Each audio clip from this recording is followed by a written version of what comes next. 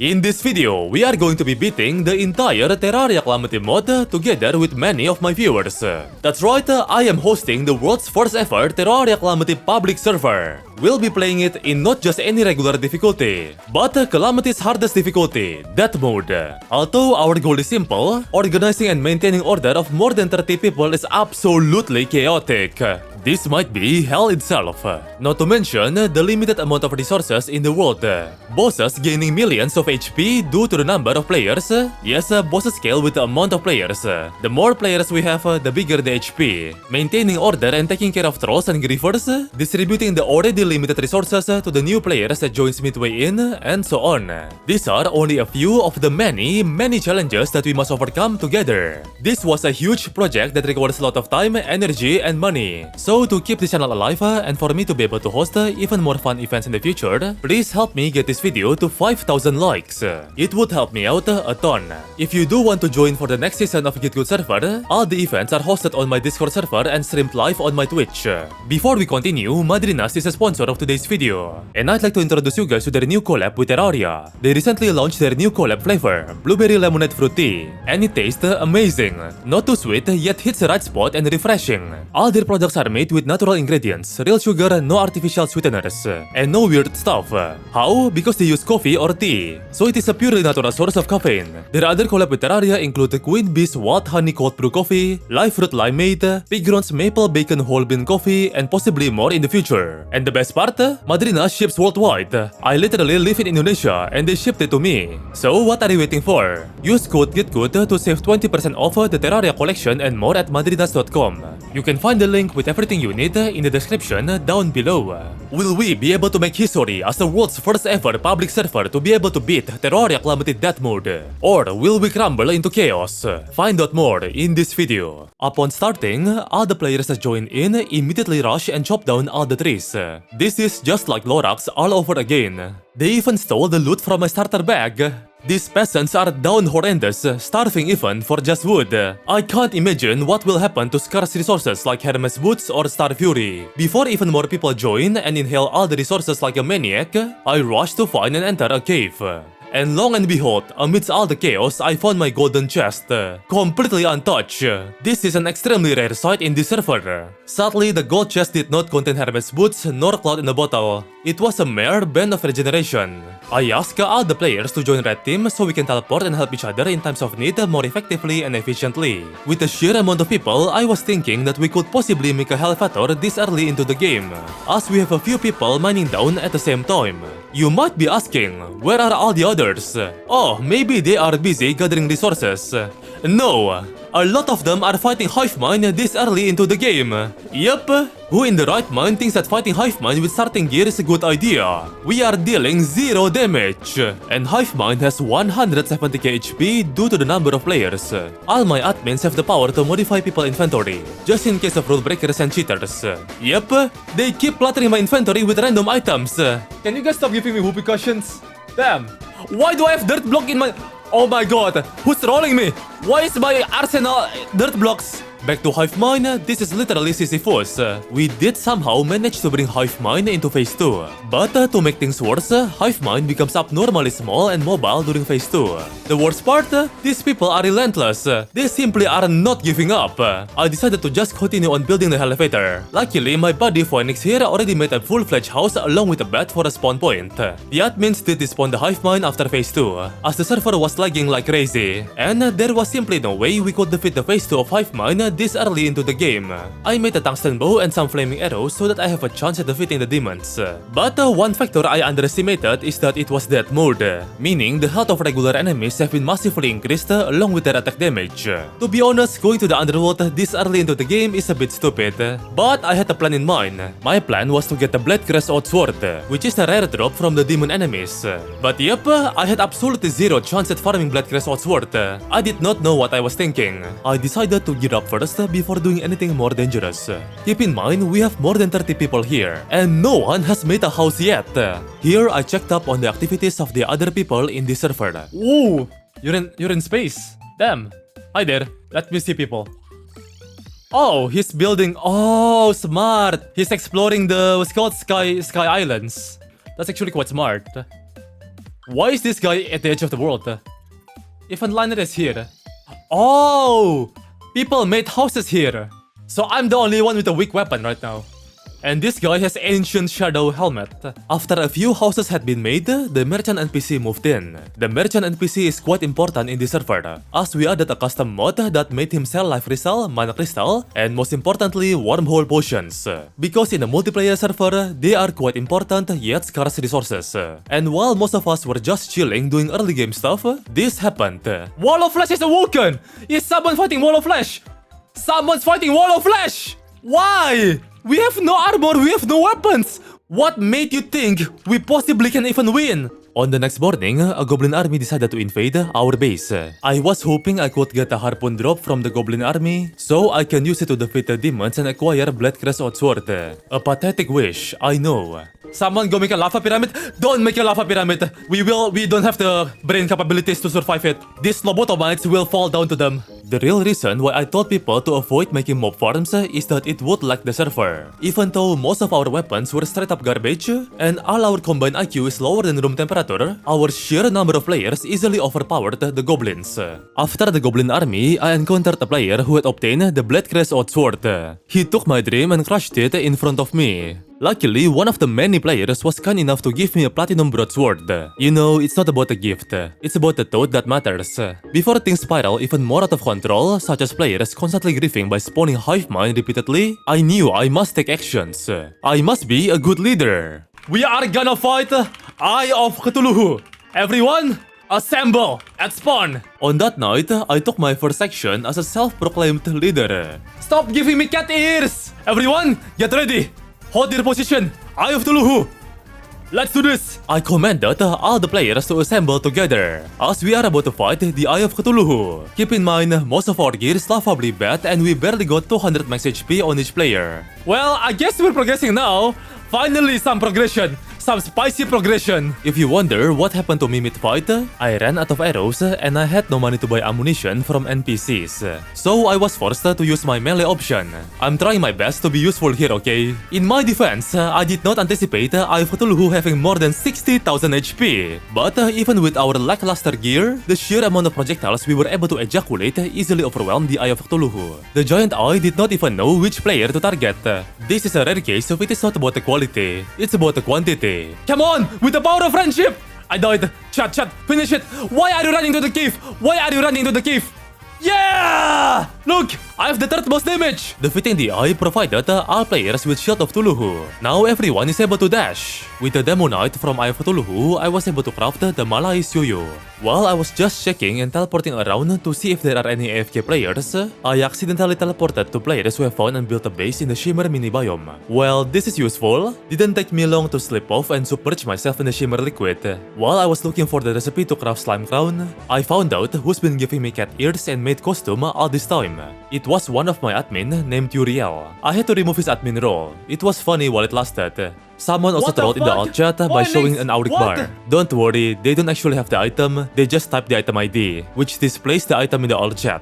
I went to hell and got a white voodoo doll. I wanted to farm for the Blade Crest Sword again here, but it seems that I'm out of luck. So let's just scratch that off my wish list. Without my realization, one of my admins, Falcon, was building a house this entire time. A beautiful one at that, while the others were busy gearing up. Falcon was truly being a goat for building a house.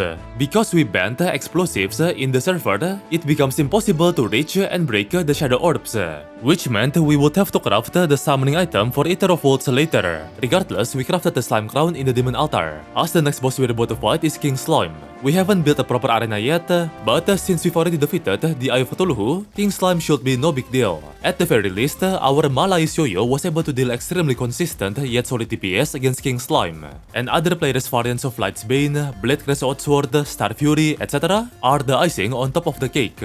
I did die against King Slime, but in my defense, King Slime learned Kagebunshin no Jutsu and ripped through space-time continuum just to tear apart my arse. Because of me dying, I couldn't secure the top 5 most DPS dealt to boss spot.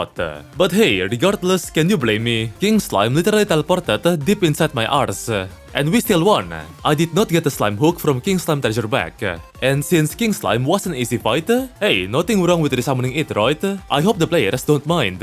Besides, think about it, it is just free gold. And maybe some players need ninja armor, who knows?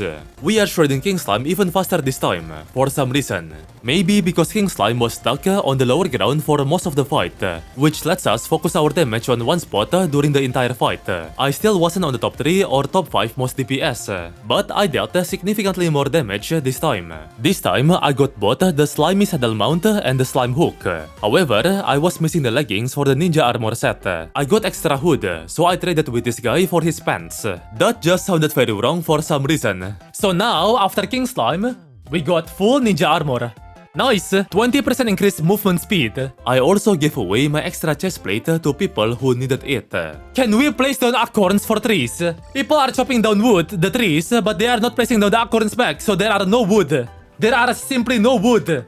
On the next day, we made a medium arena in the desert biome and quickly assembled all the players, as the next boss we're about to fight is Desert Scourge. In 3, 2, and 1. What the fuck? That's an auric bar! Why do you have an auric bar? Yo, why do you have an auric bar? Maybe he wasn't lying about earlier. To this day, I still don't know how he got a singular auric bar. It was in the chest? Huh? Don't worry, we soon trashed it. Anyways, back to main topic, Desert Scourge. Naturally, with Eye of Cthulhu and King Slime already defeated, our gear was more than powerful enough to deal devastating DPS to the Desert Worm. Oh my god, we are shredding Desert Scourge! We are shredding, oh my god, he's... Look at that bug. He is bugging. How many gold do I have? Actually, we can buy a life crystal. Yeah, I forgot. 19 gold coins. That's enough for life crystal. One thing that always fascinates me is how bad Worm AI is in multiplayer. Since Scourge was stuck targeting only one player at a time, so the others can easily lock in their weapons onto the segments. This will be a recurring problem. Well, I wouldn't say it's a problem, since it would just make all the Worm bosses easier. And with Desert Scourge defeated, 3 bosses have been successfully defeated in the server journey. I got the Sahara Slicers from Desert Scourge, which was pretty mid. Before I forget, I bought a total of 4 life crystals from the merchant NPC. Desert Scourge drops pearl shards and ocean materials which players can use to craft tight armor. They will also be able to craft weapons with the sea remains. In this case, I crafted the urchin mace, since it is the perfect shredder for our next victim. Asian stalactite for cloud in a bottle. Yo, I can't believe we barely started and someone's already turning the server into a marketplace. On the next day, we are headed towards corruption to fight the Eater of Worlds, but not before working together to make a medium-sized arena for the Worm. We knew Eater gets enraged on the surface, but with this many players, I strongly believe fighting Eater underground might be a worse idea. And with that, we can now summon Eater. What's happening here is a spinning attack of our urchin mace was able to pierce and hit multiple segments of Eater all at the same time, which results in extremely consistent DPS. Not to mention, releasing the mace after spinning it for a while shoots a charge of aquatic typhoon that pierces through enemies. In this case, Eater segments. Yo! Uriel! Stop placing down TNT barrels! Wow, astaghfirullahalazim! Here, I was frustrated because a player by the name of Uriel kept placing down TNT barrels and killing people using it, all in the middle of a battle against Eater of Worlds. Segments chat, be careful segments! Due to most of the players using Urchin Mace, we are absolutely melting the hell out of Eater. Where is the last segment? Oh, there is it. That's just like 2 segments. There we go, nice. I only deal 42 damage? Huh? With Eater defeated, all players gain access to crafting Nightmare Pickaxe and a full set of Shadow Armor. With Nightmare Pickaxe accessible, now everyone is able to mine Hellstone. Naturally, since I was melee, I had to go and mine Hellstone for my armor. While I was trying to gear up and mine Hellstone, some of the players decided to rush and fight CRABULON instead. Damn, these people do be speedrunning PRE-HARD mode like crazy. I do wish these players could calm down a bit when it comes to progression, because the other players will feel left out if things go way too fast. We need time for people to gear up and prepare. Also keep in mind, we haven't even built a proper housing system yet on the surface. There was really no need to rush. Terraria isn't all just about boss rush. It's also about building, exploration, experimenting with mechanics, testing different weapons, etc. But hey, I guess that is just the nature of human. The server does get tidier later on in this video after I implemented the progression limit per session rule. With CRABULON defeated, players obtained Mushroom Plasma Root, upgrading the rage mode along with with obtaining CRABULON tier weapons. But the underdog of CRABULON loot is a fungal clump, an accessory that summons a fungal clump minion that sucks your enemy's health. It is very useful yet underrated as hell. I sold my CRABULON stuff and bought life result from the merchant NPC to max out my HP. With CRABULON defeated, now I can peacefully mine Hellstone. Here I was reminded that it's a bad idea to teleport to someone in the underworld with an undiscovered world map. Because I had no obsidian skin potion, I had to mine each Hellstone very carefully, or so I thought. As a player was kind enough to give me an obsidian skin potion and their 130 extra Hellstones, which made my underworld mining trip a breeze. This guy is truly a legend. With the Hellstones, I crafted molten armor along with fiery greatsword. Yes, I know it's quad volcano now, but I prefer the former. Everyone TP to me! Wait, not now! Damn! We must wait! We must wait for the people to come in! Since it was nighttime and most players had crafted Hellstone gear, I thought, why don't we give Skeletron a shot? Most players, along with me as well, opted to use a Fiery Greatsword, which forces us to stay very close to Skeletron to deal good damage. Since we are using what you would call a true melee weapon, a high-risk, high-reward technique. But there were also players that prefer attacking from a distance, such as Falcon, who opted to use a Crackshot Colt, aka the funny coin gun from Ultra Kill. Taking down both of Skeletron arms was a fairly easy task. The hand almost down! Target oh! Uriel! Then I noticed something's off. Skeletron's health bar is barely moving. Why does Skeletron keep teleporting randomly across our screen? At first, I thought it was because the players kept going and flying up that caused a little DPS, and eventually Skeletron despawning. I only realized it much later that it was caused by a bug that occurs in Calamity, specifically to Skeletron and his prime variant on that mode multiplayer. Though at this point, I had not fully realized it yet.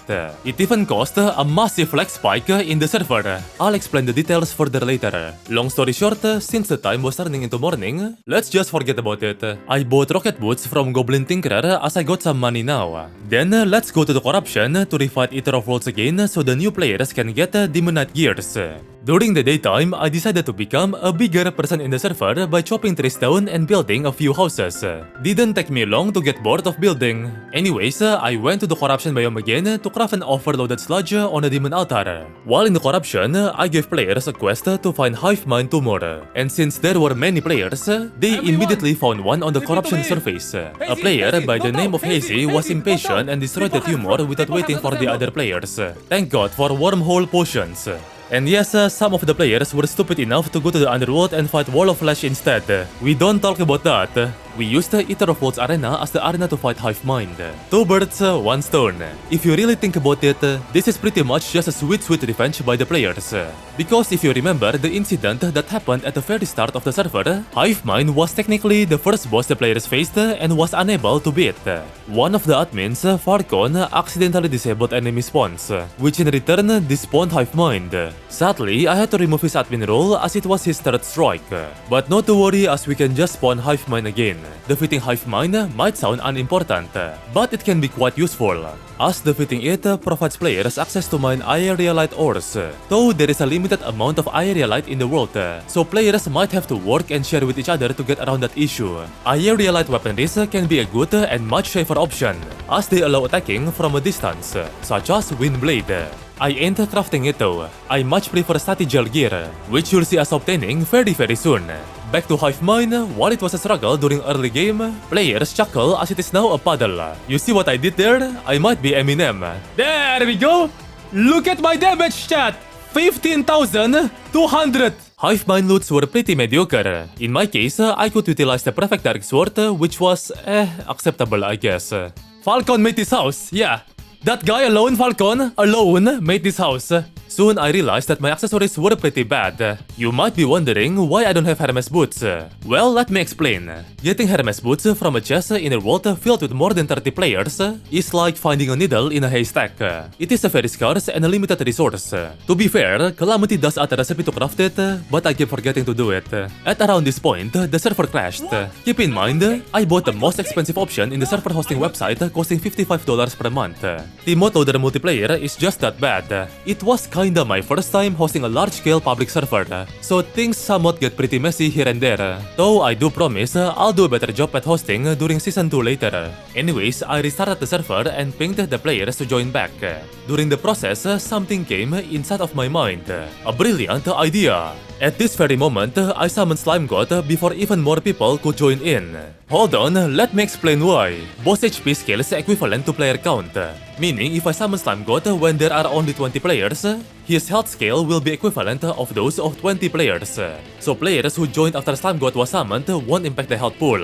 In times of adversity, I must take opportunity. I don't think this counts as cheating, right? Even with abusing this mechanic, Slime God was still exceptionally tanky. It took us almost an entire in-game day just to beat them. I do feel sorry for the new players that had joined though. They just kept getting one-tapped by Slime God, and there was genuinely nothing they can do either, even if they wanted to help. The Blood Moon that suddenly appeared did not help either. Ain't gonna lie, it does look badass though. Summoning a boss right when I start the server was definitely a terrible idea. I promise I won't do it anymore.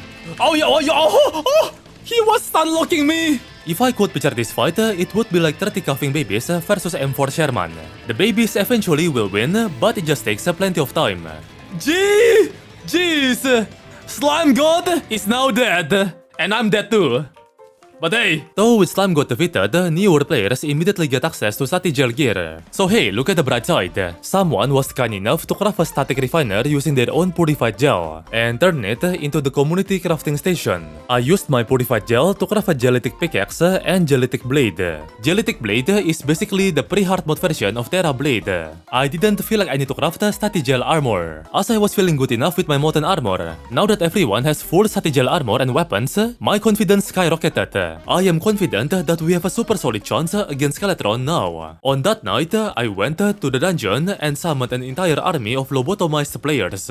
I didn't even have to curse the old man myself, as one of the players decided to do that himself.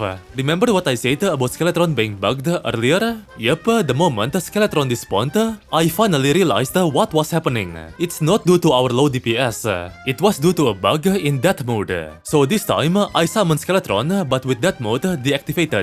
Even then, I do have to mention, our DPS here wasn't optimal either, as if you noticed, there were a lot of people that did not want to join the fight, possibly because Skeletron drops not so useful loots, and some of the players were also AFK. These factors contribute onto why even with Strategical gear, we were still dealing somewhat low DPS against Skeletron. And since a lot of people were doing different tasks in different locations across the server, it made the server quite laggy during Skeletron fight. But it is not a big deal, as we still managed to take Skeletron down before time set into morning. Thank God, as enraged Skeletron would be a huge pain in multiplayer. Defeating Skeletron grants players access to enter the dungeon, farm for bones, and for those who are fast and lucky, obtain the dungeon treasures. I ain't up for the task though. It seems like a pain fighting through a horde of down horrendous players speedrunning the dungeon to try and find Muramasa and Cobalt Shield. I am just using the footage of players by the name of Uriel and Water Bottle of them entering the dungeon here. On the next day, while plenty of players are busy gearing up and acquiring dungeon gears, me along with some players were just doing DPS test with Desert Scourge as a target dummy. Also, the Pearl Shards dropped by Desert Scourge can prove to be quite useful for the new players that had joined. With all pre-hard mode bosses defeated, we totally didn't forget about Queen Bee or Dirklops here. We should start building a Hell Bridge for the Wall of Flesh. I feel like a slave building the Hell Bridge myself. Why are these players just watching and whipping me? Is this slavery? Nah, that's wild. I used my battle cry and started a revolution. A revolution to fight back against the slavery. I am literally Chinese Nelson Mandela. People joined the revolution and we built this bridge together. Together, ape strong. As soon as the bridge was long enough, let's just say the players were very impatient. They immediately threw away their voodoo doll, resulting in some chaotic scenarios. These players really wanted to get to hard mode that badly, huh? Looks like we are starting from the most right side of the world. Okay, calm down now, we got plenty of time. And besides, this arena is long enough, right? Spoiler alert, in just a few minutes from now, I will regret saying that sentence. Chat? Maybe the arena is not long enough. I changed my mind. Maybe the arena is not long enough. What the fuck is our DPS? Guys, you're gonna wanna see this. Is the eye more vulnerable? Or is the mouth more vulnerable? I remember the 50-player lobby when we somehow made it to hard mode because it wasn't death mode. It was not death mode. This is death mode for some. Oh, yo, yo, yo, yo, oh, yo, yo. He's the epileptic. Who is weaker, the mouth or the aha? At first, I wasn't too worried. Our DPS doesn't look that bad. But after some time had passed, I realized, wait, where are the rest of the platforms? I thought we've built a long enough arena. Since the arena was longer than half of the world, it turns out I was wrong. I was very wrong. We have reached the end of the arena, which unfortunately also means that we are quite close to the end of the world. I quickly gave out a command to the players. 2 to 3 players are given tasks to mine obstacles and make way for the other players' footing, and the rest of the players must focus on dealing the most damage they possibly can dish out to the wall of flesh. Oh my god, insane teamwork! I can't have done this without you guys! With the power of friendship! It's almost the end of the world. Guys, come on! With the power of friendship, we can save this school! You hi! Come on! My friends! My allies! My oh fuck! Yo, Time had passed. Wall of Flesh had reached critical HP, but at the same time, we had stepped our foot in the Brimstone Crack biome, which unfortunately means we are quickly approaching near the end of the world. We have reached the point where players stopped dodging and resorted to true melee, sacrificing themselves in the process. But their sacrifices were not in vain. With the combined power of more than 30 players, Wall of Flesh is not an enemy to be feared of. Yeah! And with that, we officially did it. This very moment marks history, as we are the first Terraria Calamity public server to ever step foot into hard mode. And that's all of pre-hard mode of the Calamity public server. Hard mode part will come very soon. But you guys can help by helping me get this video to 5,000 likes. That'll motivate me to make the next episode faster. So, will the lobotomites be able to survive the shenanigans of hard mode, such as Astra infection that landed on the spawn? Find out more in the next episode of GitGudWO server.